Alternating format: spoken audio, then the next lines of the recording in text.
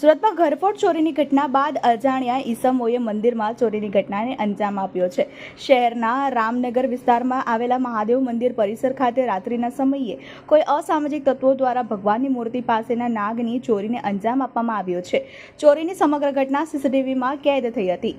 સ્થાનિક દ્વારા તપાસ કરાતા થોડા દિવસ પહેલા નજીકના આશ્રમમાં પણ ચોરી થવાની માહિતી મળી હતી। આ અંગે મંદિરના ટ્રસ્ટીઓ દ્વારા પોલીસ મથકે ફરિયાદ નોંધાઈ છે। મારું નામ સુરેશ કુમાર ભગવાનદાસ માધવાણી, રહેવાસી રામનગર।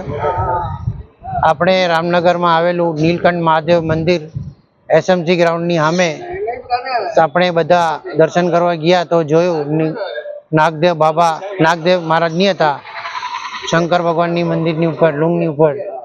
તો અમે લોકોએ આ વિડીયો અમે ગ્રુપમાં ફેર્યું અને અમારું રામનગર ગ્રુપ છે એમાં ફેર્યું તો એક મેસેજ આવ્યું કે ટેવરામ આશ્રમમાંથી 4 દિવસ પહેલા કોઈ આજ ભાઈ ચોરી કરી ગયો છે છત્ર। આપણે આ વિડીયો જોયા કરાયો પછી પોલીસને ફરિયાદ કરી કે ભાઈ આ માણસ જલ્દીથી જલ્દી પકડાય, બીજા મંદિરોમાં ચોરી ન થાય। ઓમ શ્રી સતનામ સાખી।